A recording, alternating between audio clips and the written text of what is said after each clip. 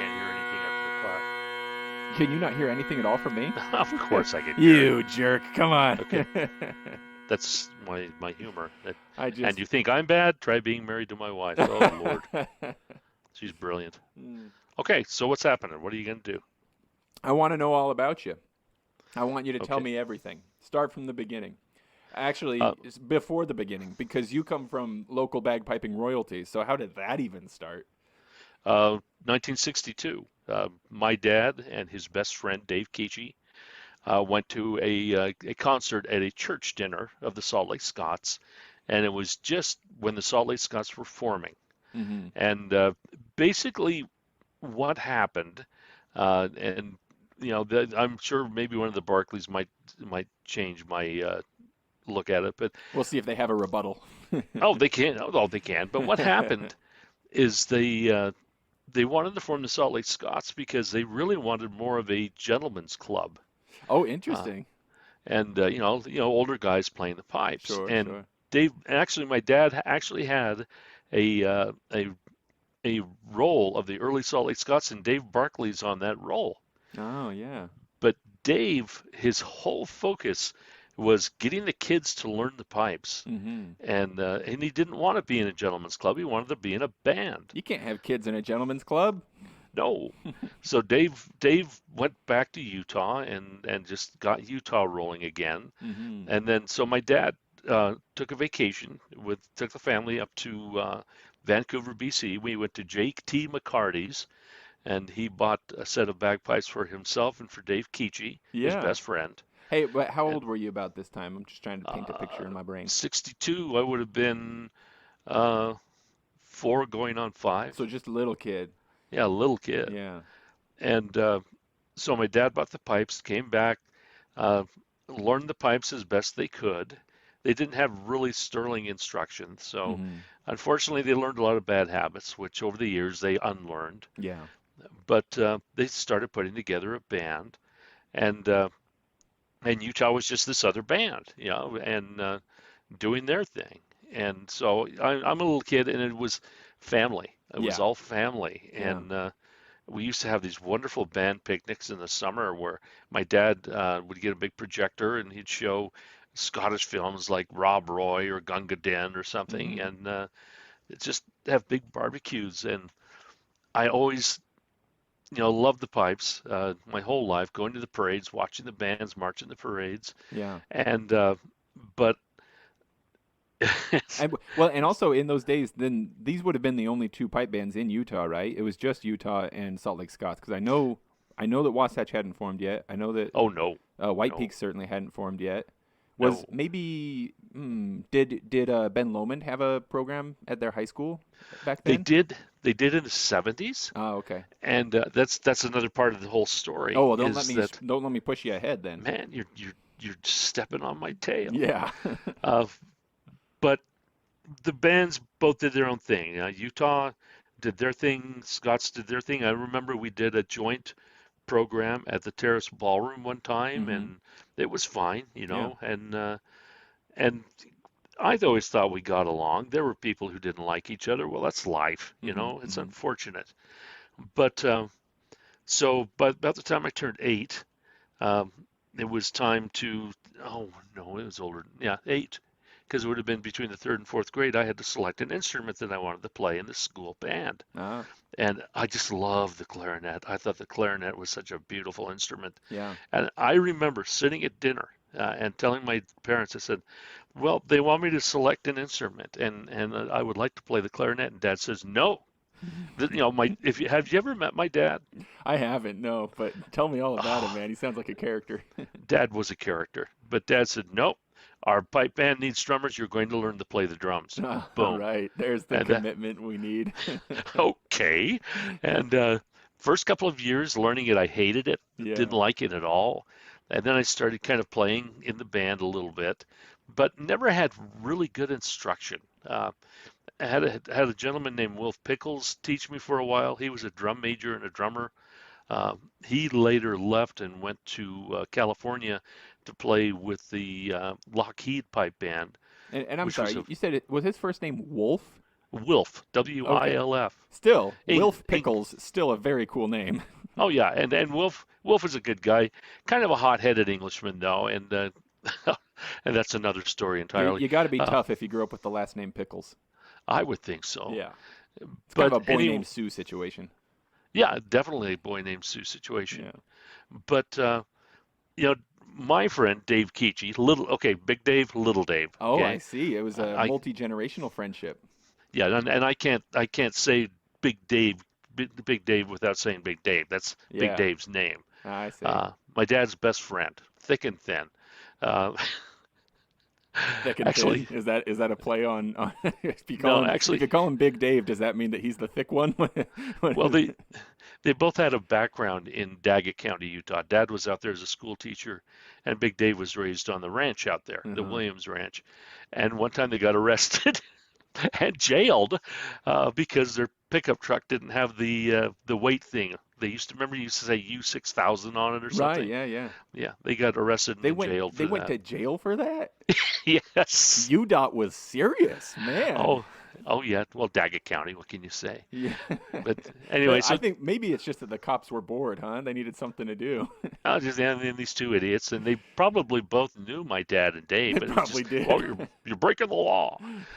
So anyway, Dad and Dave were just these two pipers. They were brothers, as thick Yeah, as thieves, and yeah. so they just kind of moved through the band. And in the mid '60s, they had a piper named Charlie Marshall come along, and Charlie really helped them become a better band.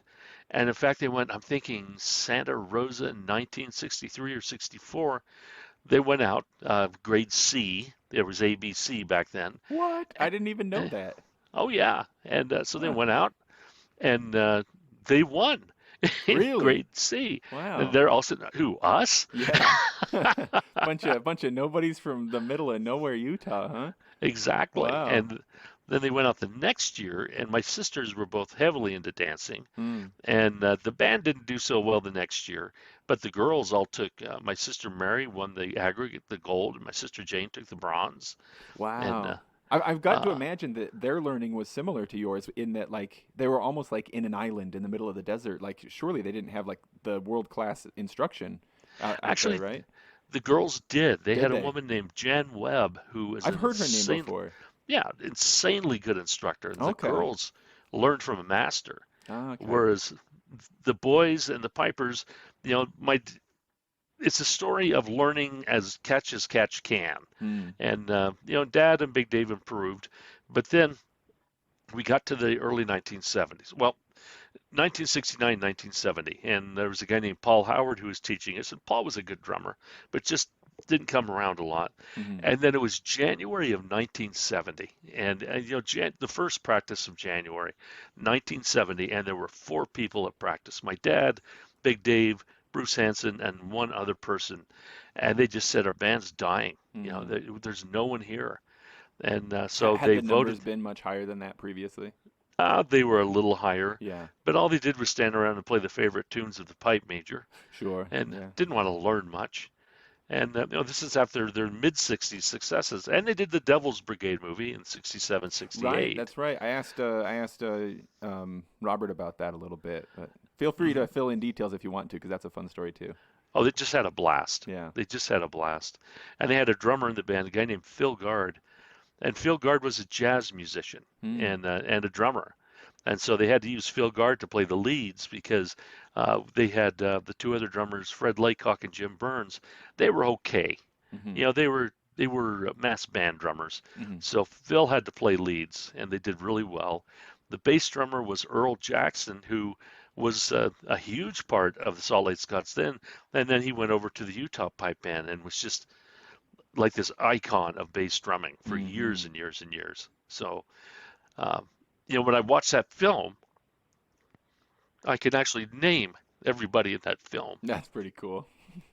So there you go. Now you're getting me crying because it Yeah. means so much. No, I'm not surprised at all. I mean, not very many of us, at least out here, have as much of a like, especially multi-generational tie to piping and drumming. And so I can only imagine because I haven't had that experience, but I can imagine Mhm. that. Yeah, yeah, of course. Oh, it's just fun. And so Yeah. anyway, they had that meeting, January 1970. They voted out the pipe major, put Bruce Hansen in as the pipe major, and suddenly people start showing up at practice again. Mm. And my friend Dave Keachie, Little Dave, Mm-hmm. he's having the same problem right now. He plays for the Gordon Highlanders up in Tacoma, I believe it is. Mm. And the drummers just weren't coming out. And Dave was teaching them drumming, but he also pipes. It's a So relatable problem, man. I think all of us are starving for drummers. yeah, and what happened there is no one could stand the girl that David put in as drum sergeant, so they weren't coming out. Well, she got angry and quit. So Dave's back playing lead drummer. Suddenly, all the drummers show up. Yeah. So that's what happened with the Scots. Is Uh, they put Bruce in, and Bruce just lit the fire. He mm. just got them going again. And by 1974, we were good enough to go down and compete in Santa Rosa again. Yeah. We got our butts handed to us, but we still had fun. Sure. Yeah. But we got to see the Lockheed Pipeband, which became Dunvegan later on. That was Mm. Ozzie Reed's band. And then, so what happened in the 70s is 70, 71, a guy named Doug Stephen came on the scene, Canadian drummer, learned under George Pride, and Geordie Pride learned with the Powell River Pipe Band. Have you ever heard of them? Not Powell River, no. Oh man, you got to find the album. Yeah, I'll check It, it it out. for that era, it's the cutting edge pipe band album. Everyone goes, "Ooh, Powell River," and Geordie Pride was their lead drummer, and he had a very unique style. And in fact, back in Scotland when they made was it McNish Distillery? It was like the super band. I'm thinking it's McNish, but it's been so long. Mm. And so they brought in all the super hot pipers, all the super hot drummers, Alex Stuthert, Jim Hutton, Burley Barr, all these super drummers. And they asked George Pride to come over and drum with them. And he goes, "No, I've just got too much going over here." So George Pride was that good. Mm. So he taught his students to be that good. And As you've been talking, I've just been Googling around, and the Piping Press has this article that looks like a good read that's titled Powell River, George Pride, and the Impact of That Triumph Street Win on Western Canada. oh, yeah, yeah. Because Western Canada, I don't know if you know this, Western Canada has a very unique style. I know that Eastern Canada has a unique style. It's a big country, so it doesn't surprise me that there'd be a difference over in Western. Oh yeah, yeah. Because there were bands like Triumph Street, City of Victoria. Mm-hmm. If you can ever find it, there's a tune by City of Victoria called Weird Jig that their drummer, Colin McGee, wrote. And it's the most bizarre thing you could ever find. I want to find the sheet music and get it to Wasatch to Mm-hmm. see if they'll try it. So I'm always finding these super hard tunes to give to Wasatch. Say, try this. Hey Come on, guys, you do guys are this. great too. Do this. But I know Ross would play it, but I don't Yeah. know if anyone else would. Did you say that was one that Triumph Street did? No, no. City of Victoria City did of that tune. Victoria. City of Victoria was Jamie Troy, Steve Geddes, Colin McGee, just all these heroes of the pipe band world. Okay, Mm-hmm. and they were and Triumph Street, City of Victoria, SFU were all the Western Canada stylings, and so people like Bruce Gandy played with. Did he Mm. play City of Victoria? Yeah, City of Victoria. John Fisher, the famous drummer, played with City of Victoria, and amazing band.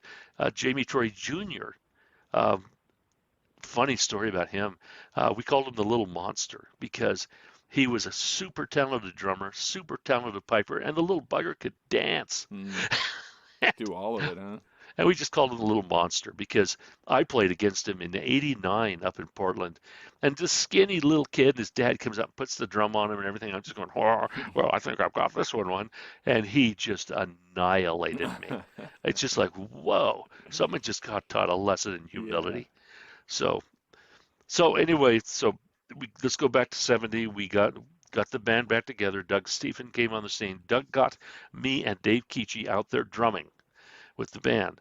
Uh, I started learning the Western Canada style of drumming, which is very, very bizarre. I'll have to Mm. play it for you sometime. Yeah. If I ever get my lazy butt up, I'll come out to your practice and I'll Yeah, show come you. on, man. I'll show you how this is that stage Mm-hmm. because there's a lot of accented rolling and tiz rolls, and it's just bizarre. And so anyway, so we get into the early '70s. Everything looks great. And we're sounding great. And And then Doug kind of faded because Doug was a college student and he also got a job as a bus driver and he just didn't have time. Yeah, that So it was happens. me, Yeah. me and Kichi, pretty much. Little. And then I did the horrible thing. Oh, then in early high schools, 74, 75, 76, I started learning jazz drumming. Uh, Started playing jazz and I loved it. Jazz and Scottish drumming are one and the same. Mm. Backbeaty, and they just work well. Except Reed Maxwell discovered something a few years ago. Reed used to do a lot of backbeat. So, tis ta pa pa ba da ba da ba, the backbeat sound. Mm-hmm. Reed switched it around, so he put everything on the four beat. So it was like a very strong beat. Mm-hmm. And Reed's drum course started winning. So, oh well. Everything kind of shifts and follows whoever's winning, doesn't it? Yeah, so I've had a couple of drummers here refer to me as old school, which is just fine because I love my drumming. Old school's cool. Yeah, old school is cool, Did you in high school were you living out in Daggett County, or you guys had your family kind of moved in toward the toward the population a little Oh bit? no, no. I grew up in Rose Park. We moved into Gotcha, my yeah. house a month after I was born. Gotcha. So, West Rose Side Park, kid, huh? Rose Park. You were a gangster, No, no, Rose Park. Rose Park was Leave It to Beaverville when I grew up. huh? It was just wonderful. Because right now that's like the hot spot for like Utah-based Spotify rap. It's definitely not it doesn't, or at least my impression is that the music coming out of there is nothing like pipe band music. Um, so yeah, I No, mean, no. groovy, like neighborhoods change, but Now the neighborhood's changed, but things change. yeah. So we go through and so then we go to 1976, and I'm the only drummer of the band because Kichi's gone off and joined the Air Force. And then I got out of high school. I got a job for a whopping $2.80 an hour, and I said, "This is nuts." So I joined the Navy, There you and go. of course Bruce Hansen almost killed me. I lose my only drummer. Hmm. So joined the Navy. Went in December of '76. Uh, what's funny is that I tried out for the Drum and Bugle Corps because it was a Yeah. special company. And they said, well, if you know an instrument, try it. So I went out there and they told me play this, play this, play this, and then I showed them all this funky stuff that I learned in Scottish, and they're going, "Oh yeah, you'll work." I gotcha. Yeah. So I had an accelerated boot camp, which Yeah. was like 6 weeks, and then we spent 4 weeks entertaining, My impression being is that an musicians. accelerated boot camp is preferable to the standard. Just get you out of there as quickly as possible, right? Yeah, I mean, yeah, they pushed us through, Yeah. which is fine. But then I, I'm in the Drum and Bugle Corps. I get to go to a big welcoming thing for the Navy coming in, a flight coming in from a pack cruise, and Mm. then we went to Knott's Berry Farm, and Hmm. I mean, freaking boot camp, and I'm in Knott's Berry Yeah. Farm. Anyway, so I finish up that. So I really didn't drum much from '76 through '80, Mm. and so then I come back out, and this is a funny story. It's kind of weird, but it's me being a grump. Yeah. So I come out, and it's January, February of 1981, and I come out to play in the drum corps, and there's a woman named Pam Shelton playing in the corps. Pam is the drummer who lit the fire under drumming in Utah. Hmm. And if anyone says no, I'll call them a liar because she did it. Yeah. She moved them into the modern era, taught them how to play music, how to read music, and they became really good. And and so of course Dave Keachie was madly in love with her, but it was also a bad time in that February Dave Keachie's wife was killed in a car wreck. Oh no. It's like, oh brother, these are my family. Yeah. So I'm learning the drumming, and Keachie hands me their music. And Pam goes, well, that's grade one music. And Dave just looks at her and he goes, he'll learn it. So, oh, whatever. So I took it, Yeah. went through it, learned it all in a couple of weeks. And Pam was quite disturbed that I could come in and learn their music in 2 weeks. And well, sure, be disturbed, make your Yeah. music different, Yeah. make it different. And then I was there. Uh, there was an issue where they had bought a new drum for the band, And I didn't want a drum because I was still new. And somebody got the idea that they were going to give me the new drum. And it was a piper whose son was in the drum line. Mm.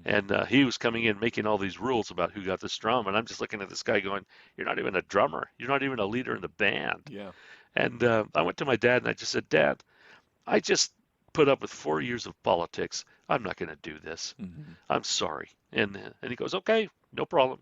Dad was very understanding. Yeah. So, other than just playing for myself and finding great rhythm music to play, I didn't play again until 1986.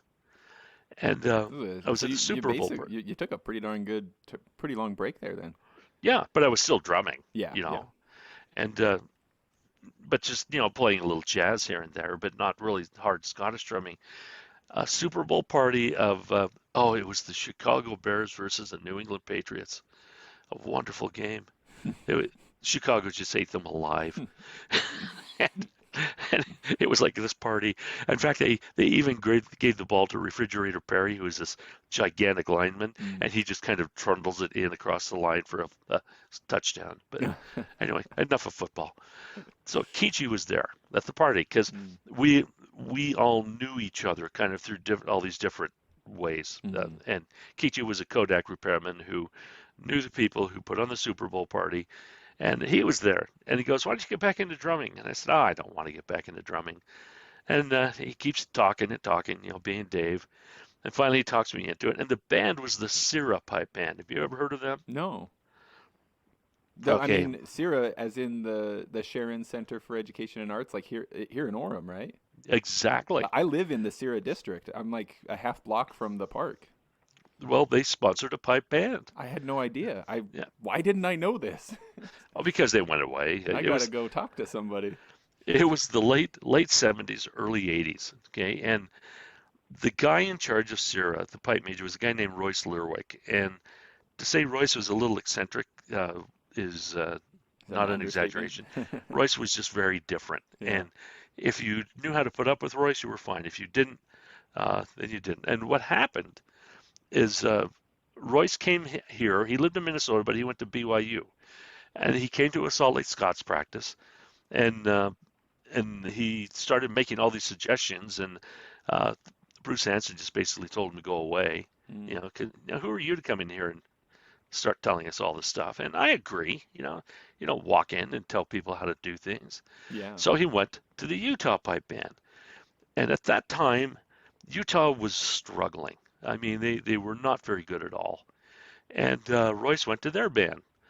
And this is funny. It was the summer of '78 because I was in the Navy. This is all third party to me. Hmm. But summer of '78, Royce worked with the Utah Pipe Band for 6 weeks, got them polished enough to go out to Santa Rosa, and they won Mm. That quick, huh? that quick. Turned And it all around. exactly. And Dad's friend was a guy named Charlie Lumsden, whose daughter is married to John Barkley. And of Hmm. course, she calls Charlie and says, "We won." And Charlie tells my dad at church the next day, "Oh, yeah, they won yesterday." And Dad's going, "Oh, come on, Charlie. Yeah. Yeah. Right. I, I saw them 6 weeks ago at the Yeah. 24th of July parade. No way." And he goes, "Yeah, Don't they lie to won." me at church. Yes. And Charlie was a former bishop, too. So you better So, not be lying. so anyway, Royce did that for them. And so he got that band going. Well, Dave Barkley is Dave Barkley, and Dave was a very strong-willed man, mega talented piper, Hmm. insanely strong piper. Hmm. But if you did things that aggravated Dave, uh, Dave didn't want you in the band. So Royce lasted a couple of years with the Utah Pipe Band, and then and then at that time, Dave Keachie kept trying to tell the Salt Lake Scots who he played with, "Let's go to Santa Rosa. Let's compete. Let's compete." Little Dave, No, we right? don't want to go. And so Dave and his wife then, Pam, got married. Then they went out to Santa Rosa, and Royce Lerwick's there. And they're all just talking, and the Utah hadn't come out there. And Royce is saying, "Well, I don't know what's going on." He said that Virginia Barkley came and got all of my uniform parts so they could take them in for cleaning. And he never got him back. Yes, and Dave said, "Royce, you've been dry cleaned out of the You've band." been dry cleaned out. So Roy said, well, I'll Uh, make my own band. that's pretty And funny. so he made the Sierra Pipe Band. And Oh, really? really good band because there was Royce, a piper named Barry McKendry, who was a BYU student, a guy named, what was Jim's name? Oh, I can't remember his name now. But a guy named Doug Miles, who is a huge soloist out of California. Mm. He's married to Mary Miles, and her son is Eli Fugate. And Eli's the drummer who just played a couple of years ago with St. Lawrence O'Toole. Yeah. Eli's a mega talent. So they gelled together, made a really good band, and they were really unique. They got their drums in like a week before the Salt Lake competition, Mm. and they wore. I can't remember. They wore a kilt. It was called a Ancient Hunting Steward of Appin. They wore black shirts with these gold kind of neckerchief things that Huh. they're tucked. I mean, it was gorgeous. Yeah. And both, okay, this is pipe band politics. Both the Utah Pipe Band and the Salt Lake Scots refused to compete against them Really? because they hadn't been around long enough. Really? Fine. So they just put on a show. They didn't care. And I mean, Yeah. just beautiful. So And this anyway, was the Sierra Pipe Band. I'm just the, blown away that I live here. I play bagpipes here in the Sharon district, and I haven't known about it. I went and played pipes for the Sierra production of Brigadoon a couple years ago, and I uh, haven't known about any of this. I gotta do some Googling. I gotta learn some stuff. I don't know if you'll find it on Google because it was just really like maybe 4 or 5 years. Little flash in the pan thing, huh? And in fact, Sarah told us that we couldn't use their name anymore because they weren't sponsoring us. Yeah. So we became the Wasatch Pipe Band. Oh, Okay. gotcha. And Okay. so anyway, I joined in '86, started playing with the Sierra Pipe Band and having a blast. We went to the Salt Lake games in '86 at Dirks Field, but we didn't have enough pipers to compete, so we just Mm. did it for critique. Yeah. And the judges are just going, "You guys would have won this." Well, Mm. yeah, we know. We just can't get pipers. That's when you ask the judge if they want to come play with a Utah band. Oh, it was Ozzie Reed. And have you ever met Ozzie Reed? No, I haven't. Oh, notorious reputation. But I love Ozzie. He for some reason he and I just clicked. And Ozzie's a grumpy old Scot, and if you cross him, Aren't all judges grumpy oh, old Scots? no, Ozzie's over the top. He can be mean. He makes the In rest of them fact, seem like sweethearts, huh? he's been retired from judging. He was Yeah. so mean. But He it got was dry Ozzie cleaned out of Reed. judging. Yeah, but Ozzie Reed was there, and I just hit it off with Ozzie Reed, and we just said we just don't have the numbers, so we just played for a couple of years as the now Wasatch Pipe Band, Hmm. and then it was the summer of '87, and Andrew Morrill shows up at our practice, and he's just going, "Why don't you guys just join our band? We need the drummers, we need your talent and pipers," on and on and on. So we took a And vote, he's talking about Utah Pipe Band at that point? Utah Pipe Band at Yeah. that time. And so Kichi and I both voted against it because Mm. I didn't want to be in any part of the Utah Pipe Band. Hmm. To me they were the strict Mormon band, and Which is funny since you were down in Orem, mhm, right? Which is down in Utah County. yeah, I know. And Yeah. so Kichi and I both voted against it, but everyone else voted for it, so we showed up. Of course, Kichi and I show up, and we end up spending 20 years in the band. Yeah. Everyone else took off. Doug Miles went back to California and married Mary, and so we did the best we could. And so Andrew says, "Oh yeah, the drum sergeant, Christine Jensen. I just love her. She's like a little sister, but a very talented drummer." And he said, "Oh, she knows all about you guys coming out, all about it." So Dave and I show up, and Christine is just livid.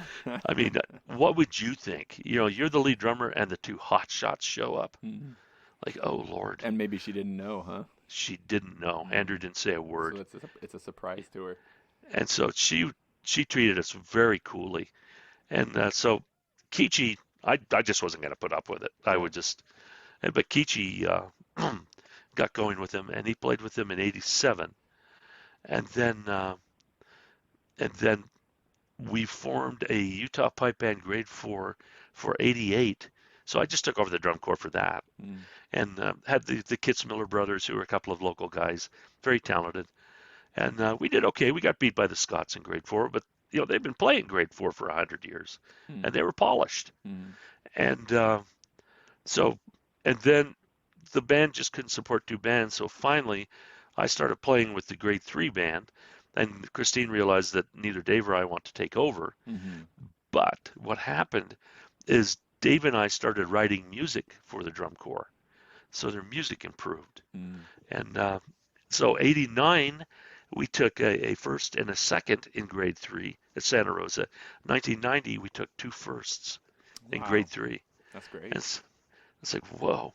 And Ozzie Reed is the pipe major at Dunvegan. He's giving me crap about that. And I said, oh, it's just talent. But one of my best friends in drumming, Gloria Cardenas, was his lead drummer. And Gloria's just wonderful. And just love her to bits. And she's still around. In fact, I sent her a 1980s era set of Duthard sticks because she was looking for them. Mm. They're rare, very rare. And I had two sets, so I sent her a set. Mm. And but I mean, as you can see, they're just people in this whole thing that I love and adore. Yeah, But Ozzy, the big grumpy drum pipe major, yeah. we were at Payson, and we played and we'd done well. We were having dinner. This must have been one of the first years that they did a games in Payson, right? Because if I remember right, that's around the time that the competition even started down there. Yeah, it was Chatwin who had started that. Yeah, that's right. That's right.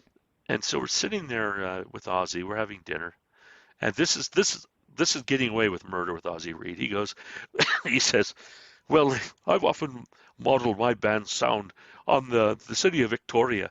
And I said, "City of Victoria?" And he goes, "Yes." And I said, "I don't see how you can say the word Dunvegan and city of Victoria in the same breath." And he threw his drink on your shirt and stood up and stormed out, right? No, he was drinking single malt. He wouldn't throw that. But no, he would have I think if it had been I think he cheaper. punched me actually. Did he really? Yes, but it was we were just having fun. Yeah. But I've been, as you've been telling this story, Bruce, just so you know, I've been like really enjoying like piecing together the world that I like was the pipe band world that I came into when I started playing. And just for context, 89 is the year I was born. So, wow. how does that sit? That's the year we took first and second. Yep, that's Wow. the year. But see, that's what turns me on. That's Dave Barkley's legacy. Yeah. Is get the kids on the pipes and the Yeah, man. drums. See, my like that's exactly why I'm thinking about it, because like I was born in Provo, not that far away from where you would have been playing with the Sierra Pipe Band, and then it was 14 years later that I went into the Payson High School Pipe Band program. That you're talking about the first Payson games and stuff like this. Like this is all the groundwork setting up the world that I got to step into. So it's really exciting for me to hear these stories. Oh, you stepped into a really cool world. I love the Payson area. Yeah. And the years that band, every year they put something together. Mm-hmm. And that's amazing to me. Yeah. And Ben Lomond, you want to mention Ben Lomond? Yeah, tell me about Ben Lomond. There was a small pipe band down there called the Job's Daughters. They were affiliated with the Catholic Church. And Lori Cook, Melinda McPeak. So they played with Ben Lomond, and then they wanted to join the Salt Lake Scots. And I remember this meeting because I was the drum sergeant, and we were voting on whether we should allow women in the band. Whoa, really? And I said, I am not going to vote on this. I said, I have absolutely no qualms about letting women in the band. I'm not even going to vote for it. They should be automatically allowed in the band. Yeah. And we had the Fabulous Five. It was Bruce Hanson, my dad, Big Dave, Grant Gardner, and I think it was Myron O'Connor. Myron O'Connor would have been Dennis McMaster's father-in-law. Kate was his daughter. And but Myron, yeah, Irishman, just hilarious. In fact, Myron, before our competition in Santa Rosa in '74, he cut two of his fingertips off. He was a cabinet maker. Oh no! No. Maybe this was like some wild ancient Irish Celt or Pict like a method for intimidating his enemies. Like, you're about to go and compete against this other band. And he's like, I'm so confident we're gonna win. I'm gonna cut off the tips of my fingers and I'll still beat you. Could have been, because Dennis McMaster did the same thing 20 years later. Oh, that's right. I have his... heard that. Yeah, I have heard about that. We're just going, Dennis, what are you doing? Yeah. You're a piper. So anyway, getting back up to where I was in the mid-'80s, Yeah. We had so Sarah broke up. We'd become the Wasatch Pipe Band. Right. Right. So we broke up.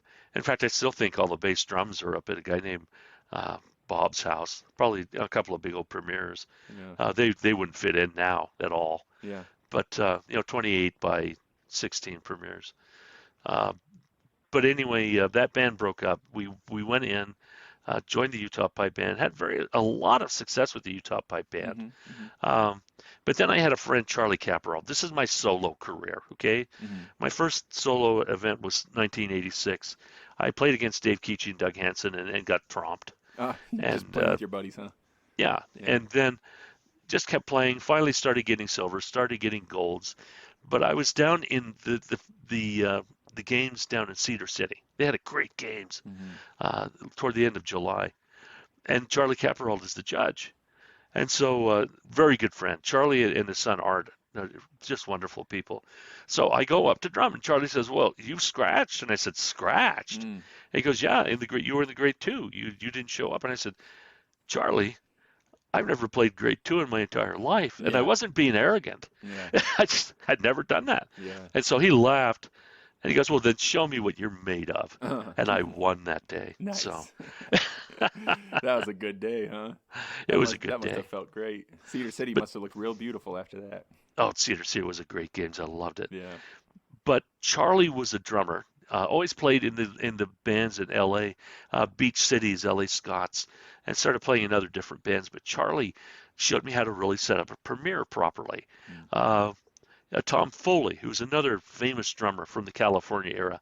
I'm just sitting there, and Tom's in the judges area in Santa Rosa, and he waves me over. And he goes, "Ah, come on, have a seat, watch this." Mm. And Tom sat there watching all these grade one bands, and he's saying, "Now listen to that. Hear what they just did? That was a Mm. mistake. They shouldn't have done that." So I'm sitting there with this Wow, world-class man. judge. Yeah. He's telling me how to judge, and He's just like yes, telling you everything he's thinking, huh? yeah, he's That's just telling awesome. me. And and here I am sitting in the judges booth, Yeah. but judges area at Santa Rosa. People are walking, "What the hell's he doing there?" Right, Pardon right. my French.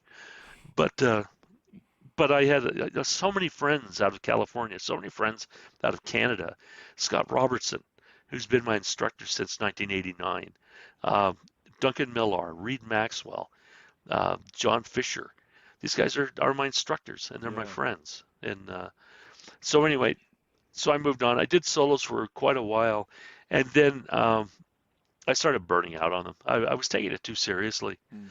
and my temper tantrum of the Denver games. What had happened is was that 94? Yeah, I had won the aggregate for grade one in 94 Wow. at in the games, and John Thornton, uh, who at that time really made me angry, Susan Thornton's husband, Mhm. but he's announcing the winners in drumming, and then he stops and he starts saying how disorganized and how stupid drummers are because they never register before the games. And I'm just sitting there going, what? I said, I registered weeks before, and then he doesn't bother announcing the grade one or the open winner. Really? He just decided to dump on drummers a bit and then just skip Yeah, over the winners. and then he just forgot about the winner. So I went over to the judging tent. Jim, oh, I can't remember Jim's name. He's the pipe major of Circle of Friends. Who I can't remember the Gallic pronunciation, but Jim is married to Megan's mom. We're all friends, and I said, Jim, I said, is it a new policy that the person announcing the winners doesn't bother announcing the winners of the grade one or the open drumming? And Jim just went white, and he goes, "What happened?" Yeah. And I said, "You keep John Thornton away from me." I said, because I will deck him. I Yeah. was that angry. Yeah. And so I leave. So this I'm a passive aggressive person.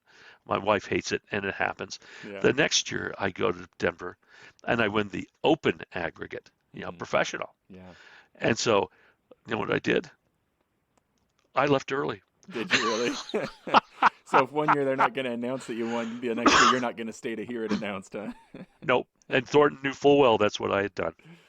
And Uh, but that finally it had to be 15 years later, 20 years later, that I started reaching out to the Thorntons and being friendly with them. yeah. and that's all over and done with. But I'm sorry, I'd worked so hard, and that Yeah, really sure, yeah. hurt. Yeah. That really hurt me. Yeah. And and then I realized I was talking to my wife, and my wife is very sensible. And I said, JP, I take this far too seriously. And she goes, yes, you do. After I divorced my first wife in Mhm. '89, and until I married my second wife, I could spend 10 hours a day drumming Mm. easily. That's all they did. Yeah. 10 hours a day. Yeah. And, enough of that. So then so we go into the 2000s. We're having success with the Utah. Um, little headbutting about the management of the band, Mhm. Mhm. because it's Andrew and Jeff, Mhm. and I kind of follow along with them because they're my buddies and my mentors. And so it was at 2003. Uh, we finally just had a parting of the ways. We Yeah. just said, Yeah. uh, no, we're just going to do something else. And I mean, it was so hard to walk up to David, Virginia, and hand in my kilt and my jacket and my equipment. I Yeah. mean, I had to face them. Yeah. These were like my parents, Yeah. and I just said, thank you for all you've done for me. I really appreciate it. And they thanked me Mm. because I helped build a good drum corps for that band.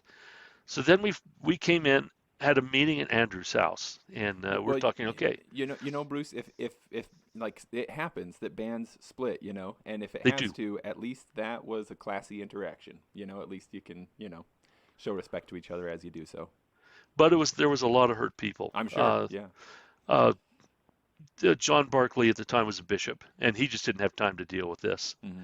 And he and Andrew have not Bishop, to be gotten clear, along. just in case anybody listening isn't Mormon, bishop in this case is like what other religions would call like maybe a pastor. It's like the local congregation leader, and they're Yeah. usually pretty busy because they usually have it's usually like a temporary thing that they do for a few years aside from their Mhm. full time job. So it usually takes up quite a bit of their time.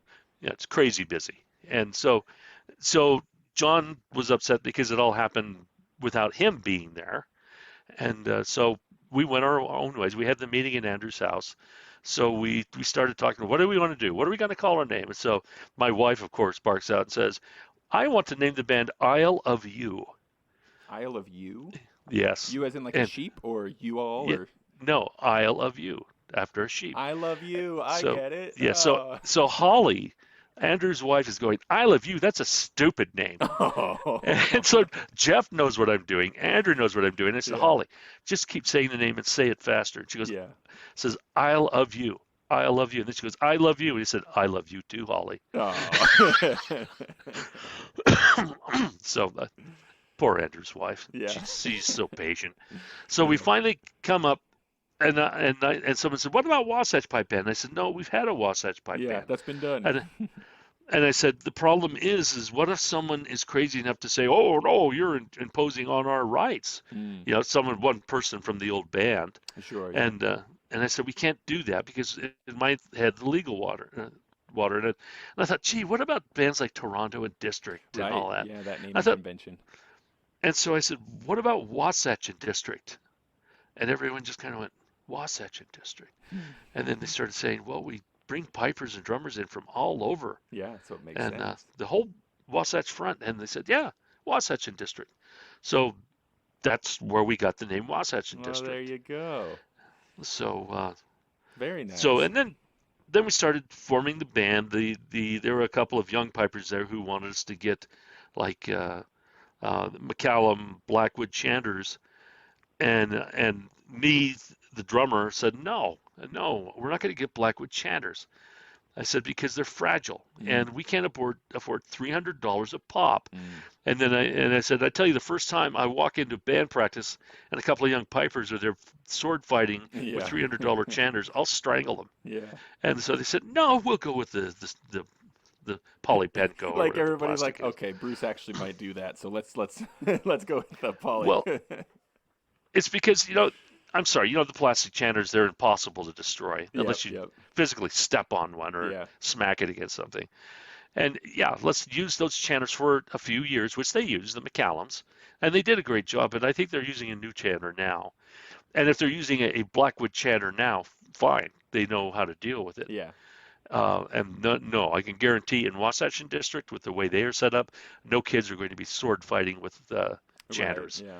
Uh, the band is set up so incredibly well, Yeah. it's It's a almost marvel. scary. Yeah. And but then they asked me, is it okay if we let Mike Postma be the lead drummer? Sure, I don't care. Mm. Then we had a big meeting, a big organization meeting, and had all kinds of people in, and people from who had been former Scots and former Utah, blah blah blah, and we had a big organization meeting, and then we got Wasatch District going, and then the band just flourished. Put Mike in as the lead drummer, and Mike's a very talented drummer, but the drummer who just blows me away is Dan Schneider. Mm. I've played under him in their grade 4 corps, and and Dan's honest with me. He'll say you're playing crap, and then I wrote a couple of jigs for them, and he looks at it and he goes, "There's no way this corps is going to be able to core this tune." Mm-hmm. And you know what coring means? I assume that it just means have everybody play it all at the same time nicely. Yes, he Yeah. said that it's too complex, It's like and you so you might be able to solo it, but you can't core it. yeah, I and see. and I said okay, so we mellowed it out, but had a couple of really good years, and then and just started enjoying playing with Wasatch, Mm-hmm. and but then I was just running out of steam, Mm-hmm. and in 2018, and just tired all the time, and went in, had my heart checked, and I had my left anterior descending heart vein Mm-hmm. was 95% occluded. Oh, really? It's called the Widowmaker. Oh It no. When There's a it goes, and you're there's a dead. great name for a medical condition. Jeez. Oh yeah, and so it was so bad. I That's went the in thing. and I did the stress test, Yeah. and they're monitoring me and doing all this stuff, and they're making all these notes. And then the guy says, "Okay, you're going in for surgery Thursday. This is Wow. Tuesday." Wow. I said, "Okay," and he goes, "And don't take the stairs when you leave." Oh, no way. Like, Holy okay. moly. Like So if a stiff breeze is blowing, stay indoors. yeah, Wow, that's so crazy. I turned in my gear at Wasatch District, and then Carefully, right? One piece at a time so you weren't lifting too much. yeah, and but no, this is after my heart I surgery, see. Okay. and then I just started helping Jeff run the games with Jeff and Larry, Yep, yep. and boy, what is it? There's just so many funny stories over the years, but Yeah. I can't remember them all. But just I love listening to drum corps. I Yeah, love helping drum corps. yeah. I It's just you see the hair stand up on the back of my neck when I listen to a band playing and the bass drum is just hideously tuned. Mm, And I will go and offer my help. And yeah. sometimes they tell me to go away. But sometimes I say, well, sure, I don't know what I'm doing. Yeah. And I'll tweak them and get them working. Hello, friends. Just a quick note to make you aware this podcast is something that I love doing and I will keep doing it no matter what. But if you want to send me money, I won't say a nay. The easiest way to do that is through Patreon. Just go to patreon.com/DroningOnPodcast. We do regular drawings for bagpipey albums, books, sheet music, and more, including Droning On swag. All patrons are in the figurative hat from whence the names of winners are drawn, and there are other benefits to members as well. They're all listed there at patreon.com/DroningOnPodcast. And speaking of swag, another way to support the show is to buy cool stuff from my little online shop, bagpipeswag.com. There you can find Droning On stuff as well as other pipey and drummy things that my friends and I make. And if you feel so inclined, I genuinely invite you to follow the show on Facebook. It's super fun to have a way to interact over there, to discuss past episodes, and I also like to bounce ideas off of you, my friends, ask you for input on upcoming interviews, that kind of stuff. I'd like to invite you to join in on virtual book clubs and probably lots of other cool stuff that I just haven't even thought of yet as of this recording. It's easy to find. Just get on Facebook and search Droning On Podcast. And if Instagram is more your jam, we're also on there at droning.on.podcast. You can also email the show at thedroningonpodcast@gmail.com. And links to these sites, social media accounts, and more are in the show notes. Leaving the show a positive rating and review helps others to find it, so feel free to do that. And thank you again for listening, you cool human you. Oh, great story. 2003. Mm-hmm. 2003. For some reason, I wasn't playing with the band that summer, and I can't remember why. But probably something at work. But it was the grade 3 Utah Pipeband versus the grade 3 Isle of Mull. Okay, Mm-hmm. the Scots weren't playing that year because they were getting ready for the Worlds, Yeah. and they honestly just didn't want to compete. Okay, fine. So Isle of Mull has my little sister in the band, Megan, and I just love Megan. Where was And Isle of Mull based at the time? out of Colorado, Yeah, I was thinking it was a very. Colorado band. Are they the one that march in like plain kilts? No, that's the Irish band. Oh yes, of course, yeah. I can't remember their name though. But no, Isle of Mull was like City of Denver and Isle of Mull were the two heavy hitters, Gotcha. and then Fort Collins too. Mm-hmm. Fort Collins, who went in 2003 and took fifth in the Worlds. Yeah, Their drum corps won in the Worlds in 3B. yeah, Holy crap! yeah. Way to That's go. that's how good these guys are. So Isle of Mull is there. They're tuning up, and I'm listening, and their bass is just off a nano shave. So I go over in it's my favorite bass in the world, the 28 by 18 on Dante, the old style. I love Yeah, that drum. we had one of those in high school, one of those 18-inch thick ones. Yes, Heavy, but sounded awesome. but gorgeous. Yeah. So I go over and I help tweak them, and I help them tweak their tenors, and their drum corps beat Utah's drum corps. Mm. Sorry, guys. Oopsie. Well, at least you weren't in any sort of official capacity at the time, so. No, I wasn't. I was helping out at the games. I think I was the president. Was I the president of WSPA at that time? No, the branch. I think I was the branch president Yeah. again at that time. But that was fun. But I helped tweak their drum corps, and they won, which to me is a feather in my cap. Hooray! Plus, it was my little sister's band. Right. Oh, Gotta make you feel good.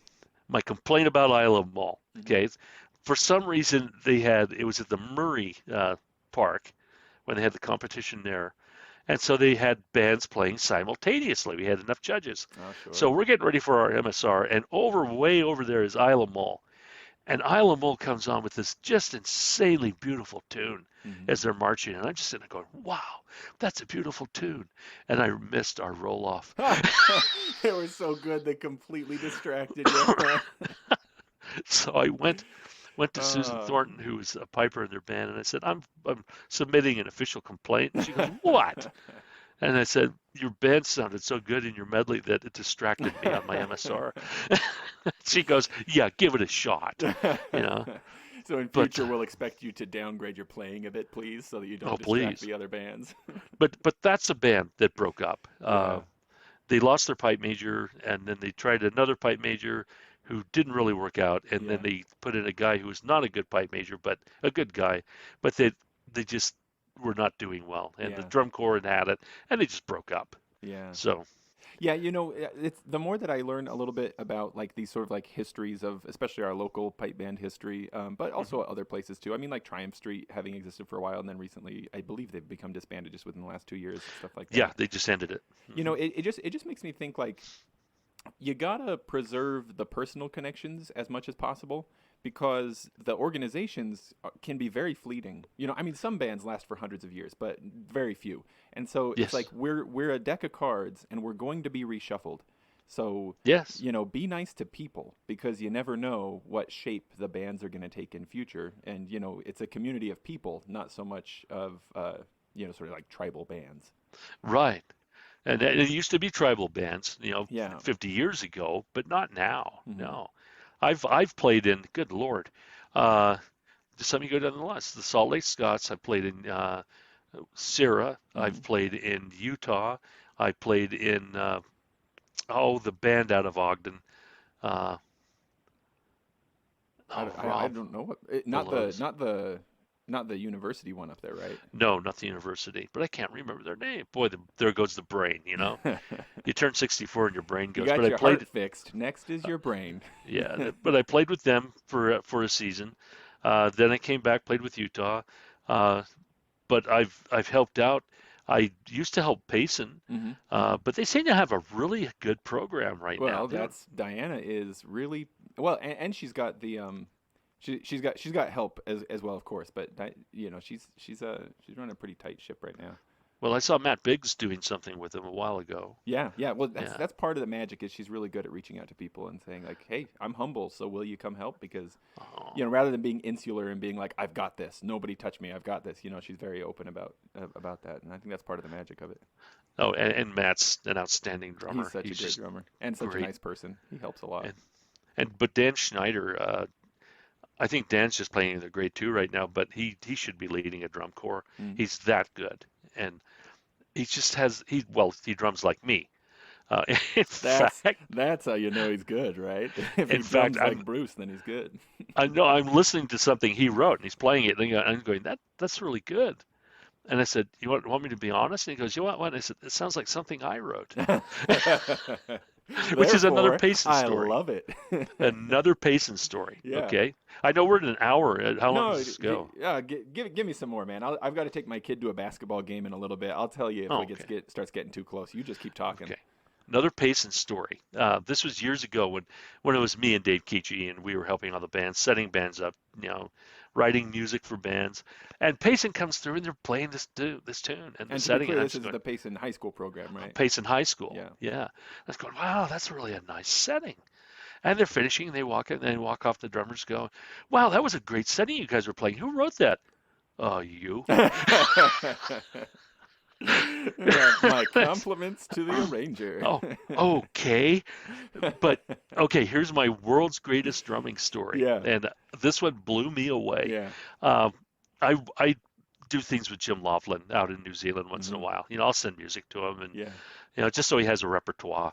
And so my wife has friends in New Zealand, and so she's talking to somebody about they're in pipe bands, and they're talking about this tune they're playing, "Ranting Roving Robin," and this woman says, "Do you know this Bruce Baxter who wrote this?" And she goes, "Yeah, it's my husband."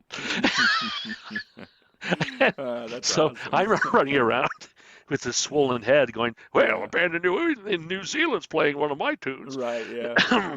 So I was difficult to live with for about an hour and a half, and then my wife humbled me, of course. Yeah.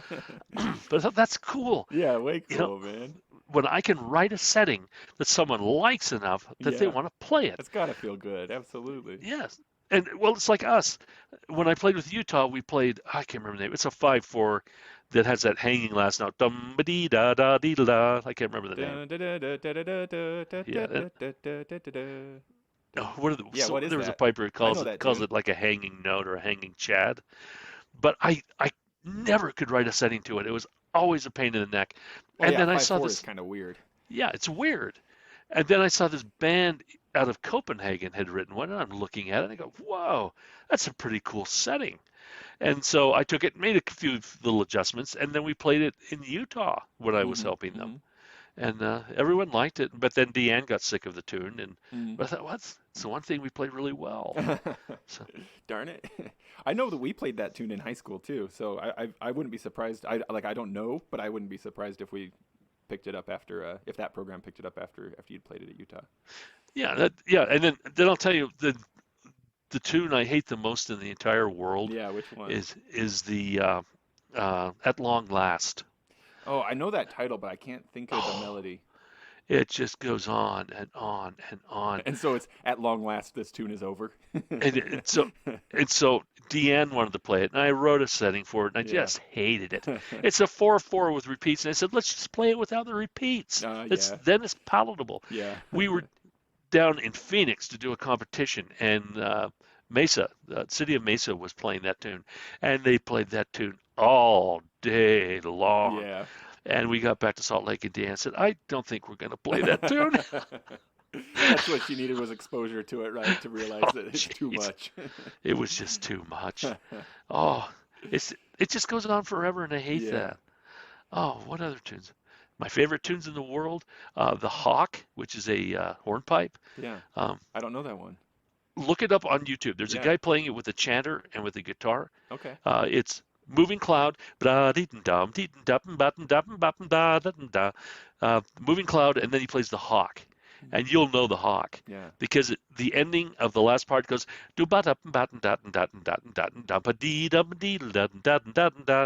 it's just so cool. Yeah. And I know Ross Morrill knows that tune, and Yeah. Wasatch has got to play that sometime. There's another one that you're going, hey, Wasatch, why don't you play this? Yes, because of the band I'm going to throw this hard stuff at. Yeah, yeah. Because because Ross loves to learn new tunes. They've got Justin in there now. Those two can play Right, this stuff. for If we're sure. getting 15 other pipers to play it, that's the game. Yeah, But you got to yeah, chord they're my experiment band. Even though I told them their attack was predatory one time. it. So that was a clinic with Terry Lee Yeah. and Scott Robertson, and Terry Lee, and was it Terry Lee's son or Jack Lee's son? I can't remember. Angus was his name. But were you at the I, clinic at Fort Douglas? no, I to the clinic Oh, because of work, but I remember you it happening. Yeah, you missed it. Oh man, yeah. it was great. But Everybody was going on about it afterward. I definitely wish I'd made it. Wasatch started their tune, but it was like, bang, and it's like, wow, dudes, and they stopped, and Their then attack was predatory. Great way to yeah, describe and it. Terry goes, well, what did you guys think? And I said, well, can I be honest? I mean, I love you guys. You're my friends. I said, your attack seems really predatory. It scares me. Yeah, yeah, just play into it. Just do a roll off. Yeah. And I hopefully they heard me. I don't know. They may think I'm just full of hot air. I don't know. But see, I judged drumming for a long time, Yeah. and I love some things when I love to hear them. Yeah. BJ Gunn is really good at ensemble, Yeah. and Yeah. he knows what ensemble's supposed to sound like, and so that's Cool. what I thought. Sounded predatory, Yeah. but yeah, you missed a really good clinic, and Yeah. I've heard it was great. Not just and the sandwiches. oh yeah, everything was delicious. That's what I'm going to do for Deanna is or Deanne, like I'm sorry, You're getting them. um, Yeah. Deanne and Diana, of course, are. Yeah. yeah, but I'm going to make sure she has enough money to buy lunch for Hmm. everybody for that Yeah. the invitational. Yeah. Um, That's gonna be fun. but I sat in on the clinic with Scott Robertson. I sat in on the beginning clinic. He goes, Bruce, Mm. this is beginning drumming, and I said, I know. He goes, but you're not going to hear anything. You're Mm. not going to learn anything. Yes, I will. I said, Scott, you're a master. Yeah. I'm going to learn something. Yeah. And I said, and I'll keep my mouth shut unless you ask me a direct question. He Mm. goes, okay. And so he taught the whole clinic with me sitting there with keeping my big mouth shut. But I learned. Yeah. I learned. That's the attitude to have, right? Yeah. It's not a destination; it's a road. You Yeah, always learn, it is. And I mean, you're learning something new every day. for sure, man.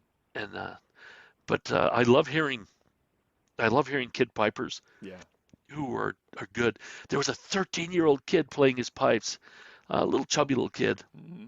and I'm just listening to this thing and going, "That's immaculate." Yeah. And kind of holding his pipes a little skittywampus, but Sure. just beautiful. Yeah. So that's what we need I more had a of. student like that just a year or two ago who just like I'd teach him something one week and think I was ready to teach him the next week, and he'd be 4 steps ahead of me the next week. And pretty quick, he was getting his pipes out and playing like he was like one week he shows up, he's like, I've been working on this tune called Steam Train. And I was like, oh, really? Which part have you been working on? He's like, all of them.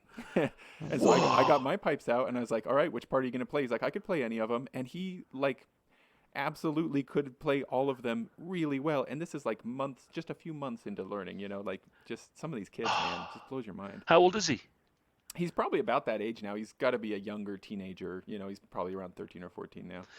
You see, and he's going to be there doing this 40 years from now. Yeah, exactly. It's like you just imagine, man, where he's going to That's be.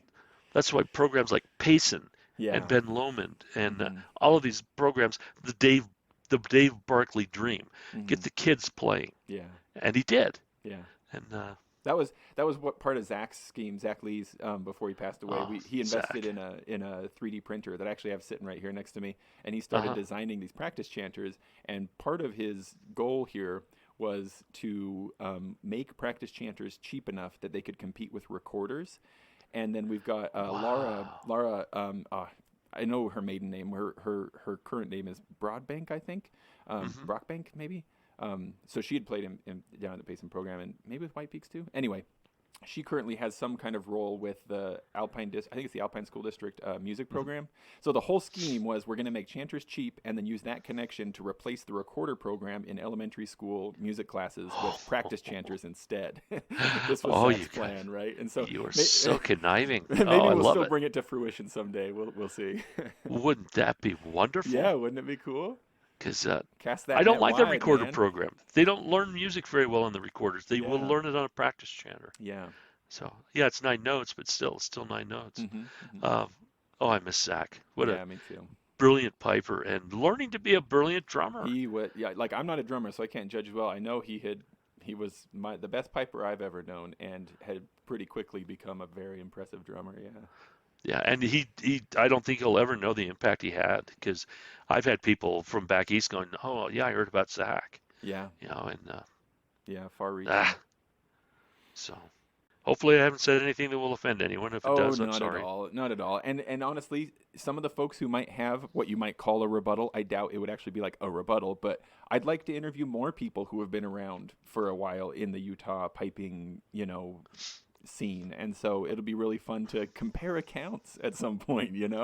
Oh, John and Jim Barkley, Yeah. Andrew Morrill. Yep.